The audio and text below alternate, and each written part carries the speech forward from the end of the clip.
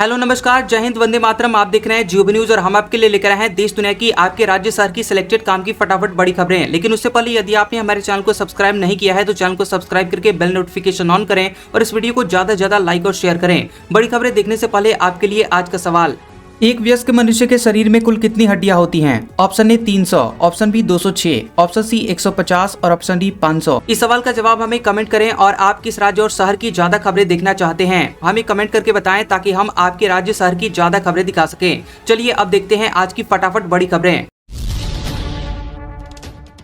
150 unit free बिजली के लिए मिलने लगे 17,000 रुपए। राजस्थान सरकार सीधे खाते में डाल रही है सब्सिडी। 50,000 के सोलर पैनल के लिए केंद्र सरकार देगा 33,000। राजस्थान की सरकार के 2 साल पूरा होने पर 150 यूनिट फ्री बिजली योजना के तहत 17,000 रुपए की सब्सिडी खातों में पहुंचना शुरू कर दिया गया है और जयपुर डिस्कॉम से इसकी शुरुआत हो गई है। अब ऐसे उपभोक्ताओं को अगले बिल से 100 यूनिट फ्री बिजली की सब्सिडी मिलना बंद हो जाएगी। जयपुर डिस्कॉम में करीब 15 जिले आते हैं। अन्य डिस्कॉम में भी सब्सिडी मिलना जल्दी शुरू हो जाएगी। राज्य सरकार पीएम सूर्यघर योजना के जरिए उपभोक्ताओं को 150 यूनिट फ्री बिजली दे रही है। फिलहाल इस योजना में वे ही रजिस्ट्रेशन करवा सकते हैं जिन्हें 100 यूनिट फ्री बिजली का फायदा मिल रहा है और जिनके पास खुद की पक्की छत भी हो। देश में सबसे पहले जयपुर एयरपोर्ट पर एआई सिस्टम शुरू। सामान छूटने या खोने पर यात्रियों को परेशान नहीं होना पड़ेगा। बता दें कि जयपुर एयरपोर्ट पर अब यात्रियों को अपने सामान के छूट जाने या खो जाने पर परेशान नहीं होना पड़ेगा। अगर यात्रियों का सामान एयरपोर्ट पर खो जाता है या फिर छूट जाता है तो वो आसानी से मिल जाएगा। इसके लिए एआई यानी आर्टिफिशियल इंटेलिजेंस की मदद ली जा रही है। जयपुर इंटरनेशनल एयरपोर्ट लिमिटेड ने पैसेंजर्स के खोए हुए सामान को ढूंढने और लौटाने की प्रक्रिया को आसान बनाने के लिए पूरी तरह से automated lost and found system शुरू किया है। देश में जयपुर एयरपोर्ट पर लॉस्ट एंड फाउंड सिस्टम पहले से सबसे पहले शुरू किया गया है। दिल्ली में पॉल्यूशन, 50% एम्प्लॉइज को वर्क फ्रॉम होम अनिवार्य। सभी दफ्तरों में सिर्फ आधे कर्मचारी जाएंगे। मजदूरों को 10,000 रुपए का मुआवजा मिलेगा और सख्त होंगे नियम। दिल्ली में जानलेवा प्रदूषण के चलते भाजपा सरकार ने सभी सरकारी और प्राइवेट दफ्तरों में 50% कर्मचारियों के लिए वर्क फ्रॉम होम नियम लागू कर दिया है। यानी कि अब सभी दफ्तरों में सिर्फ आधे कर्मचारी ही जाएंगे, आधे कर्मचारी घर से काम करेंगे। दिल्ली के श्रम मंत्री कपिल मिश्रा ने प्रेस कॉन्फ्रेंस में बताया कि यह नियम गुरुवार से लागू होंगे। कुछ सेक्टरों जैसे हेल्थ केयर, फायर सर्विस, जेल प्रशासन, पब्लिक ट्रांसपोर्ट, डिजास्टर मैनेजमेंट जैसे जरूरी सेवाएं देने वाले संस्थानों को नियम से छूट दी गई है। कपिल मिश्रा ने बताया कि दिल्ली में 16 दिनों तक ग्रेडेड रिस्पांस एक्शन प्लान का तीसरा फेज ग्रैब 3 लागू रहा और इस दौरान निर्माण कार्य बंद थे और इससे दिहाड़ी मजदूर प्रभावित हुए हैं। दिल्ली सरकार सभी रजिस्टर्ड और वेरीफाइड निर्माण मजदूरों के खातों में मुआवजे के तौर पर 10,000 रुपए ट्रांसफर करेगी। 5 राज्यों यूटी में एसआईआर की ड्राफ्ट वोटर लिस्ट जारी। 1 करोड़ से ज्यादा नाम हटे। ये कुल मतदाताओं का 7.6%। सबसे ज्यादा 58 लाख बंगाल में। चुनाव आयोग के करवाए गए स्पेशल इंसेंटिव रिवीजन एसआईआर सामान्य शब्दों में वोटर वेरिफिकेशन के बाद पश्चिम बंगाल, राजस्थान, गोवा, लक्षद्वीप और पुदुचेरी की ड्राफ्ट वोटर लिस्ट जारी की गई। इसमें कुल मतदाताओं की संख्या में 7.6% की कमी दर्ज की गई है। आयोग के आंकड़ों के मुताबिक 27 अक्टूबर को एसआईआर की घोषणा के समय जहां इन राज्यों केंद्र शासित प्रदेशों में 13.35 करोड़ मतदाता थे, वहीं ड्राफ्ट सूची में यह संख्या घटकर 12.33 करोड़ रह गई है। यानी कि 1.02 करोड़ नाम हटाए गए हैं। बंगाल में 58,20,898 वोटरों के नाम हटाने के लिए चिन्हित किए गए हैं। राजस्थान में 41.85 लाख और पुदुचेरी में 85,000 वोटर्स के नाम काटे गए हैं। इसके साथ ही घर घर जाकर जानकारी जुटाने का काम पूरा हो गया है। अब आगे दावा, आपत्ति और सुनवाई की प्रक्रिया शुरू होगी। डिजिटल अरेस्ट पर सुप्रीम कोर्ट बोला, पीड़ितों को मुआवजा मिले। केंद्र से कहा सभी एजेंसियों के साथ बैठक करें। बुजुर्ग दंपति की शिकायत पर सुनवाई की।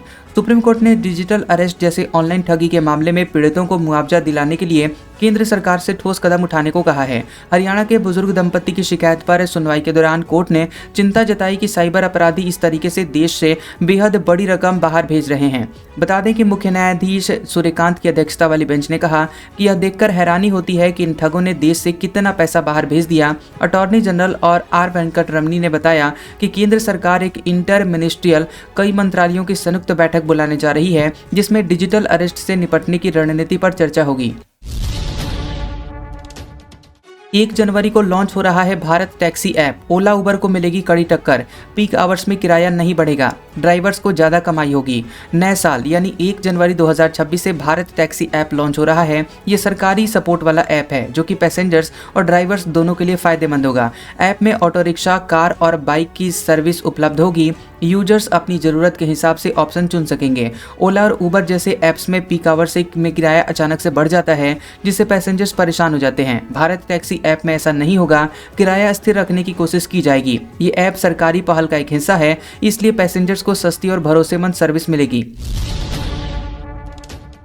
ट्रंप ने 7 और देशों की नागरिकता प्रक्रिया रोकी। 15 देशों पर आंशिक बैन। अब तक 39 देश इस लिस्ट में शामिल हुए। एथलीट, राजनयिकों को छूट। बता दें कि अमेरिका के राष्ट्रपति डोनाल्ड ट्रंप ने मंगलवार को 7 और देशों के लोगों के अमेरिका आने पर पूरी तरह से बैन लगा दिया। इसके साथ ही फिलिस्तीनियों पर भी रोक लगा दिया गया है। यह फैसला पिछले महीने व्हाइट हाउस के पास नेशनल गार्ड्स पर एक अफगान शरणार्थी को गोलीबारी के बाद लिया गया है। इसके साथ ही 15 दूसरे देशों पर आंशिक बैन यानी अस्थायी निवास पर रोक लगा दिए गए हैं। ट्रंप ने इसके लिए एक घोषणा पत्र पर हस्ताक्षर किए हैं और इससे अमेरिका आने पर पूर्ण या आंशिक प्रतिबंध लगाने वाले देशों की संख्या अब 39 हो गई है। इथियोपिया की संसद में बोले पीएम मोदी, कहा ये शेरों की धरती। पीएम को देश का सर्वोच्च सम्मान दिया गया, इसे पाने वाले पहले ग्लोबल लीडर बने। प्रधानमंत्री नरेंद्र मोदी ने इथियोपिया की संसद के संयुक्त सत्र को संबोधित किया। ये दुनिया की 18वीं संसद है जहां प्रधानमंत्री मोदी ने भाषण दिया है। मोदी ने कहा कि मुझे इथियोपिया आकर बहुत अच्छा लग रहा है। यह शेरों की धरती है, यहाँ मुझे अपने घर जैसा महसूस हो रहा है क्योंकि मेरा गृह राज्य गुजरात भी शेरों की धरती है। इससे पहले इथियोपिया के पीएम अबी अहमद अली ने मोदी को देश का सर्वोच्च सम्मान दिया था। वे द ग्रेट ऑनर निशा ऑफ इथियोपिया पाने वाले पहले ग्लोबल लीडर बने हैं। इस मौके पर पीएम मोदी ने कहा कि यह मेरे लिए गौरव की बात है। भारत ने बांग्लादेश हाई कमिश्नर को तलब किया। ढाका में वीजा एप्लीकेशन सेंटर भी बंद। बांग्लादेशी नेता ने 7 भारतीय राज्यों को तोड़ने की धमकी दी थी। भारत सरकार ने बांग्लादेश के हाई कमिश्नर रियाज हमीदुल्लाह को समन जारी किया है। ये कदम ढाका में स्थित भारतीय उच्चायुक्त को मिली एक हालिया धमकी के बाद उठाया गया। भारत ने इस मामले पर बांग्लादेश सरकार के सामने औपचारिक रूप से अपनी आपत्ति दर्ज करवाई है। हालांकि भारत सरकार ने अभी तक स्पष्ट नहीं किया है कि धमकी किस तरह की थी या फिर कहां से आई थी, लेकिन इसे एक गंभीर सुरक्षा चिंता के तौर पर देखा जा रहा है। भगोड़े नीरव मोदी की प्रत्यर्पण रोकने के लिए नई अपील। 6,498 करोड़ के पीएनबी घोटाले में भारत नहीं आना चाहता। ब्रिटिश कोर्ट पहले ही मंजूरी दे चुकी है। भगोड़ा हीरा कारोबारी नीरव मोदी ने लंदन की एक कोर्ट में अपने प्रत्यर्पण पर रोक लगाने की नई अपील दाखिल की है। भारत की ईडी और सीबीआई की टीमें भी लंदन में मौजूद है। वो क्राउन प्रोसिक्यूशन सर्विस की मदद कर रही है ताकि नीरव की अपील का विरोध किया जा सके। नीरव मोदी को भारत में भगोड़ा आर्थिक अपराधी घोषित किया गया है और वो Punjab national bank fraud case में ट्रायल का सामना करने के लिए वांटेड है। नीरव पर 6,498 करोड़ रुपए से ज्यादा के फ्रॉड का आरोप है। ब्रिटेन की कोर्ट ने पहले ही भारत सरकार के पक्ष में उसके प्रत्यर्पण को मंजूरी दे दी है। चांदी पहली बार 2 लाख रुपए प्रति किलो के पार पहुंची। 1 से 2 लाख होने में 9 महीने लगे। 50,000 से 1 लाख 14 साल में पहुंची थी। चांदी 17 दिसंबर को पहली बार 2 लाख रुपए प्रति किलो के पार निकल गई है। India Boolean and jewellers association IBJA के मुताबिक 1 किलो चांदी की कीमत 8,775 रुपए बढ़कर 2,750 रुपए पर पहुंच गई है। इससे पहले ये 1,91,977 रुपए पर थी। वहीं 18 मार्च को चांदी पहली बार 1 लाख रुपए पर पहुंची थी। यानी कि चांदी को 1 लाख से 2 लाख रुपए प्रति किलो तक पहुंचने में सिर्फ 9 महीने का समय लगा, जबकि इसे 50,000 से 1 लाख रुपए तक पहुंचने में 14 साल लगे थे। मौजूदा कीमत के साथ ही चांदी अब ऑल टाइम हाई पर है। उत्तराखंड में ईदगाह से मुक्त करवाई गई जमीन का होगा शुद्धिकरण। बीजेपी मेयर बोले, गंगाजल छिड़केंगे, हनुमान चालीसा का पाठ करेंगे। उत्तराखंड के उधम सिंह नगर में 8 एकड़ सरकारी जमीन से अतिक्रमण हटने के बाद वहां पर इंटर कॉलेज का निर्माण कराया जाएगा। इसके साथ ही इस जमीन पर पीएम आवास योजना के तहत गरीबों के लिए घरों का निर्माण किया जाएगा। रुद्रपुर नगर निगम के भाजपा के मेयर विकास शर्मा ने कहा कि जिस प्रकार से एक सरकारी संपत्ति को इतने लंबे समय से घेरकर और पता नहीं इतने लंबे समय से अनैतिक कार्य हुए हैं और वहां पर भव्य हनुमान चालीसा का पाठ का आयोजन किया जाएगा ताकि उसकी शुद्धि हो जाए और गंगाजल का भी छिड़काव किया जाएगा।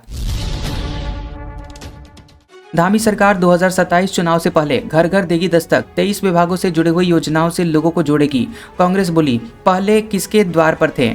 2027 विधानसभा चुनाव से पहले देश में सरकारी योजनाओं का लाभ अंतिम व्यक्ति तक पहुंचाने के लिए उत्तराखंड सरकार ने कमर कस ली है। उत्तराखंड सरकार जन जन की सरकार जन जन के द्वार अभियान में प्रदेश के सभी न्याय पंचायतों में कैंप लगाएगी। इन कैंपों में सरकार की जन कल्याणकारी योजनाओं की जानकारी दी जाएगी। छूटे हुए पात्र व्यक्तियों को योजनाओं से जोड़ा जाएगा। लोग ऐसे कैंपों से जुड़े, इसके लिए सोशल मीडिया से भी प्रचार होगा। सभी कैंप का डेटाबेस तैयार किया जाएगा। कैंप का डॉक्यूमेंटेशन करने के लिए एक ऐप भी तैयार होगा ताकि योजनाओं का लाभ सुनिश्चित हो सके। वहीं कांग्रेस ने राज्य सरकार के इस कार्यक्रम को लेकर तंज कसा है। सीएम नीतीश ने हिजाब खींचा, नुसरत ने अब बिहार छोड़ा, बोली अब नौकरी ज्वाइन नहीं करूंगी। मुख्यमंत्री का इरादा जो भी हो, मुझे तकलीफ हुई है। सीएम नीतीश कुमार ने जिस महिला डॉक्टर नुसरत परवीन का हिजाब हटाया था, उन्होंने अब बिहार छोड़ दिया है। वो अब कोलकाता में अपने परिवार के पास चली गई हैं। 15 दिसंबर को यह घटना हुई। इसके अगले ही दिन नुसरत कोलकाता में अपने परिवार के पास आ गई। वो पढ़ाई में बहुत तेज है, डॉक्टर बनना उनका सपना था। फिलहाल वो बिहार सरकार की नौकरी ज्वाइन नहीं करेंगी। परिवार नुसरत परवीन को समझाने की कोशिश कर रहा है, लेकिन वो वापस बिहार आकर नौकरी ज्वाइन करने की हिम्मत नहीं जुटा पा रही हैं। नुसरत के परिवार के बेहद करीबी और सीनियर जर्नलिस्ट शहनवाज अख्तर ने बताया कि घटना के बाद से नुसरत परवीन सदमे में हैं। परिवार लगातार उन्हें समझा रहा है, लेकिन वो समझने को तैयार नहीं है। वहीं परिवार ने बिहार लौटने और नौकरी ज्वाइन करने का फैसला अब नुसरत पर ही छोड़ दिया है। गोवा अग्निकांड, पुलिस लूथरा ब्रदर्स को गोवा लेकर पहुंची। थाईलैंड से दिल्ली लाया गया था। 25 लोगों की मौत के बाद भागे थे। गोवा के night club Birch by Romeo Lane अग्निकांड मामले में मुख्य आरोपी सौरभ लूथरा और गौरव लूथरा को गोवा ले जाया गया है। गोवा पुलिस पहले दोनों को अंजुना पुलिस स्टेशन ले गई, फिर वहां से उन्हें डिस्ट्रिक्ट कोर्ट में पेश किया गया। दोनों को मंगलवार को थाईलैंड से दिल्ली लाया गया था और भारतीय सुरक्षा अधिकारी दोनों भाइयों के साथ मंगलवार दोपहर करीब 2 बजे इंदिरा गांधी अंतर्राष्ट्रीय एयरपोर्ट पर उतरे। दिल्ली एयरपोर्ट पर गोवा पुलिस की टीम ने दोनों को एयरपोर्ट पर गिरफ्तार कर लिया था। इसके बाद दोनों की दिल्ली में मेडिकल करवाई गई और पटियाला हाउस कोर्ट में पेश किया गया। मजिस्ट्रेट ट्विंकल चावला ने 2 दिन की ट्रांजिट रिमांड की मंजूरी दी है। सौरभ और गौरव लूथरा बिर्च नाइट क्लब के मालिक हैं। ऑपरेशन सिंदूर वाले बयान पर चौहान बोले, माफी नहीं मांगूंगा। कहा था पाकिस्तान के साथ सैन्य संघर्ष में पहले दिन हार गई थी भारतीय सेना। कांग्रेस नेता पृथ्वीराज चौहान ने ऑपरेशन सिंदूर से जुड़े हुए अपने दावे पर माफी मांगने से इनकार कर दिया। चौहान ने कहा कि मैं माफी नहीं मांगूंगा, मैंने कुछ भी गलत नहीं कहा और मेरे पास माफी मांगने का कोई कारण नहीं है। उन्होंने एक दिन पहले कहा था कि मई में पाकिस्तान के साथ हुए सैन्य संघर्ष में भारतीय सेना को पहले ही दिन हार का सामना करना पड़ा था। इसको लेकर भाजपा कांग्रेस पर हमलावर है। भाजपा प्रवक्ता शहजाद पूनावाला ने कहा कि सेना का अपमान करना कांग्रेस की पहचान बन गया है। यह सिर्फ पृथ्वीराज चौहान का बयान नहीं है, बल्कि राहुल गांधी भी पहले इसी तरह का बयान दे चुके हैं।